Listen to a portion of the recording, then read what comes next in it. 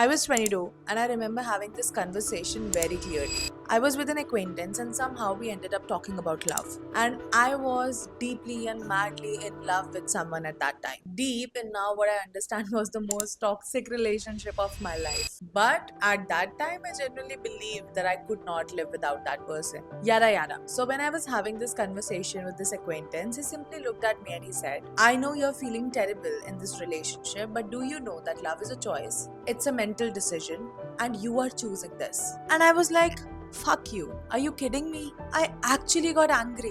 And I told him that he knew nothing about love. I told him that if I had any control over this situation, over what I was feeling, why would I allow myself to be this miserable? And that is not a choice. That is a disease. That is something that has just happened to you. And I meant it. But here's what I could not explain to him at 22. I was watching myself be miserable from the outside. Like, I was standing next to my own body and I was asking myself questions like, why are you doing this? You know exactly what this is, and still I couldn't move out. Every time I tried to leave, there was something like a chain that was tied to my feet that wouldn't allow me to go any further. And that does not sound like a choice. That sounds like a feeling I have no control over. Now, when I pushed him back with this explanation, he had no answer. And at that time, I felt leaving the conversation like very righteous person. And somewhere deep down my heart, I also felt very wrong at the same time. But then that question never left my mind. That question that I don't care whether it's a choice or not, but where does this feeling actually come from? Why does love feel so completely out of hands, completely involuntary? And why does your body physically ache when someone you think you love walks away from you? The answer to all of these questions is not romantic at all, and that is the reason why I'm making this video. If you're new here, hi, I'm Twinkle. My only mission is to make women around me multidimensional so that they can have it all, and that's why I intend to make this YouTube channel a safe space. Now, let's get back into the video. First of all, I want you to understand this. This is actually the science of love.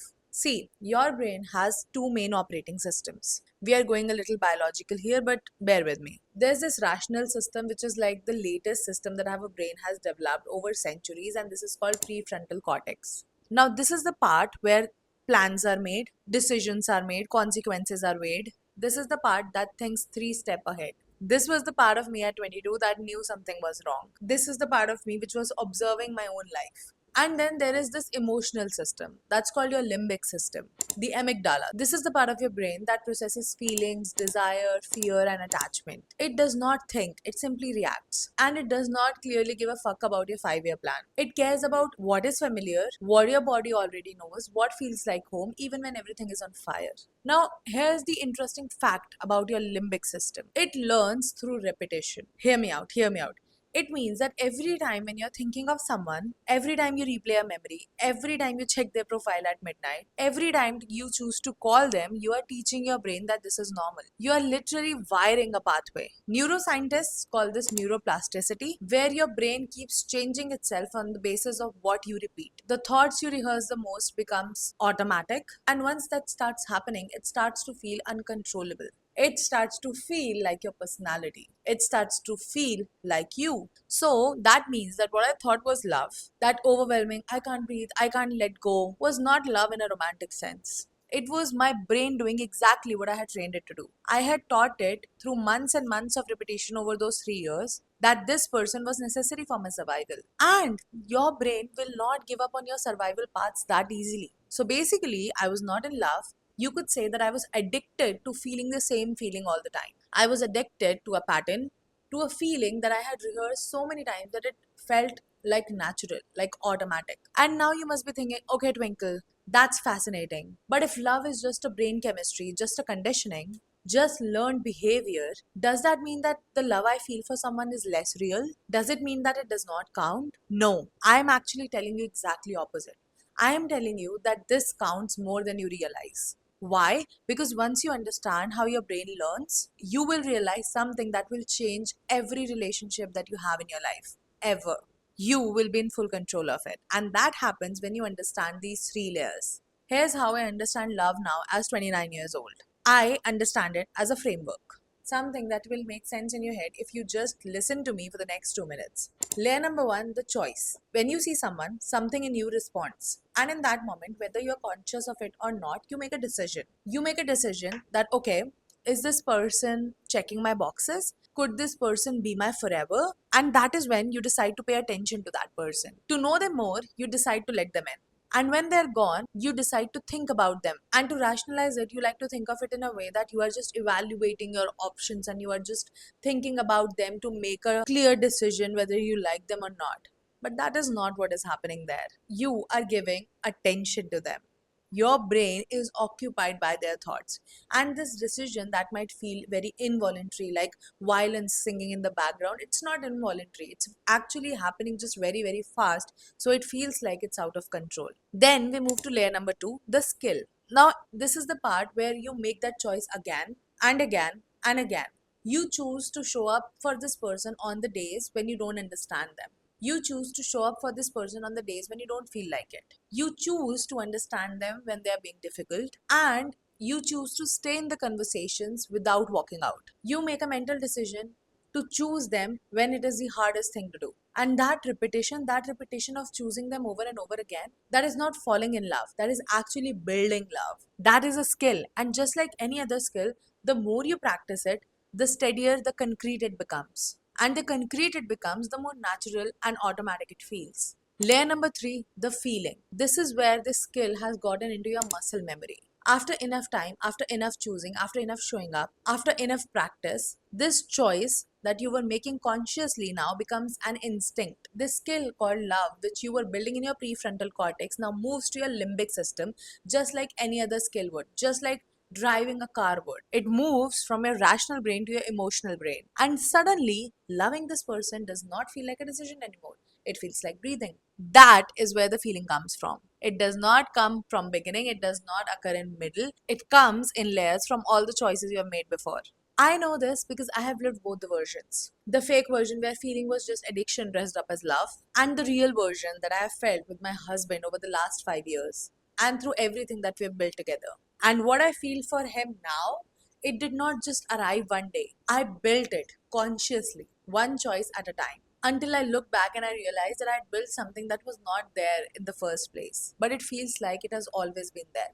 And also, here's the thing, if something can just arrive, it can also leave at its own timeline, right? So, you are telling me that if love is beyond your control and one day Cupid has shot an arrow into your heart when you look at someone that spread all that love potion in you, then that love potion will wear out someday. Then how are you supposed to fall in love that is long and lasting? You are only able to do that because love is a choice and you will be choosing it. And after explaining this framework to you, I want to ask you something about the world we are living in. Because there is a reason that this question, is love a choice or a skill, is even asked by our generation. There is a reason why our generation is so confused about love in a way that previous generations were not. Now, here's what I think is happening with this generation's relationship with love. I think in this generation, we have outsourced the definition of love. And that means that we just know what we have been told love should feel like. And the people who are doing this telling, the people who are telling us how it should feel like, are not the people who are anywhere remotely related to our lives. They're simply the aesthetics. They're simply a collective sum of strangers on the internet who think that they have figured out love at the age of 17 and 18 and they are all the rights to talk about how it should feel like. And we, in our all naivety, are actually accepting their definitions as the ultimate truth. So that is why this generation is falling in love with the idea of love before they even choose a real person. So that means that I can give you this reality check that you are carrying a checklist that was written by people that you have never met for a relationship that they have never had. And when something real, imperfect, complicated shows up, someone who does not give us the love that reels show us, someone who disappoints us, someone who does not buy us a bouquet of flowers like every other man on TikTok is, we call it a red flag, we call it like it's not for us, and then we leave. Because no one probably told you that love is not a feeling that you find, it is actually a skill that you build. And you can never build a skill every time it gets hard, can you? Now, a disclaimer here, I'm not asking you to stay in the situations which are genuinely harmful for your physical, mental, or emotional health. Please hear me on this. There is a real difference between a relationship that gets difficult and has a rough patch and a relationship that is damaging. But I can also tell you that love is not all roses all the time. You have your crest and troughs, you will go through the waves. But if you have never sat with difficulty long enough to build something from it, if every hard season that you have come through has ended in you leaving, then I genuinely want to ask you, whose definition of love are you actually living by? Yours or the internet?